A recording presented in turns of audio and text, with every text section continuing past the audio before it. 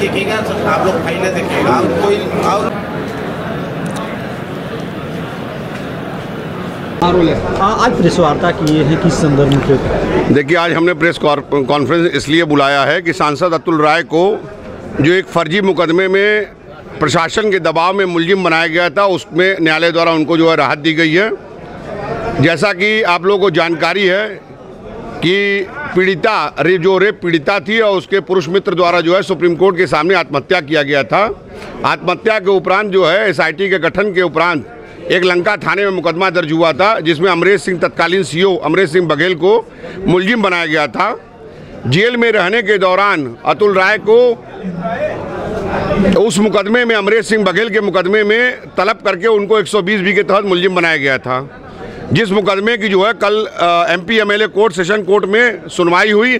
सुनवाई के उपरांत उस मुकदमे में अतुल राय को ये पाया गया कि अतुल राय द्वारा कोई आपराधिक षड्यंत्र पीड़िता और पीड़िता के पुरुष मित्र की आत्महत्या के लिए नहीं की गई, जिस आधार पर न्यायालय द्वारा जो है उनको 120B के मुकदमे में जो मुलजिम बनाया गया था उसमें जो है उनको जमानत मंजूर कर ली उनकी। जमानत की बात की जाए तो अभी जमानत उनको नहीं मिल पा रही है, तो इसमें क्या है? अब कोई मुकदमा विचाराधीन नहीं है। सांसद जी के छूटने का रास्ता खुल गया है। एक मुकदमा विचाराधीन जो है गैंगस्टर का है माननीय उच्च न्यायालय इलाहाबाद प्रयागराज में। उस मुकदमे की सुनवाई के उपरांत उनके निकलने का रास्ता साफ हो जाएगा। जैसा कि हमने आपको बताया कि प्रशासन लगातार ये चाह रही है कि सांसद जी बाहर न निकले। उसी एक षड्यंत्र के तहत अमरेश सिंह बघेल के मुकदमे में उनको मुकदमा मुख्य मुकदमा जिसमें पीड़िता द्वारा रेप का आरोप लगाया गया, तो उसके बरी होने के बाद लगभग 1 महीने बाद उनको उसमें मुलजिम बना दिया गया और ये पाया गया, न्यायालय द्वारा ये पाया गया कि उनके द्वारा कोई आपराधिक षड्यंत्र पीड़िता और उनके जो है पुरुष मित्र के आत्महत्या को उकसाने के लिए नहीं किया गया था। इस आधार पर उनकी जमानत मंजूर हुई। इस मुकदमे में हमारे साथ विकास यादव, दिलीप श्रीवास्तव, विकास सिंह, सारे हमारे सहयोगी मदद किए, जिस आधार पर न्यायालय द्वारा जो है गुणदोष के आधार पर यह मुकदमा में जमानत मंजूर हुई। पीड़िता के द्वारा लगातार आरोप भी लगा हुआ है, लेकिन ये गलत भी हुआ है।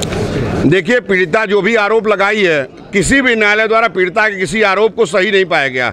जैसा कि सांसद जी के खिलाफ लखनऊ में मुकदमा दर्ज हुआ अमिताभ ठाकुर के साथ, उस मुकदमे में भी 120B का कोई साक्ष्य नहीं पाया गया। फिर बाद में इनको अमरेश सिंह बघेल के साथ मुलजिम बनाया गया, जबकि वो लगातार जेल में हैं। इस मुकदमे में भी अमरेश सिंह बघेल के साथ आपराधिक षड्यंत्र का कोई साक्ष्य नहीं पाया गया, जिस आधार पर इनका जमानत आज न्यायालय द्वारा मंजूर कर लिया गया है। क्योंकि एक अपराध के लिए 2 दंड की व्यवस्था नहीं है। हमने सारी विधि व्यवस्थाएं दी थी, सारे विधि व्यवस्थाओं से न्यायालय संतुष्ट होकर माननीय सांसद घोषी अतुल राय जी का जमानत मंजूर किया है। कितने दिनों में बाहर आ सकते हैं? उनके जनवरी के दूसरे सप्ताह में उनके बाहर आने की संपूर्ण संभावना है।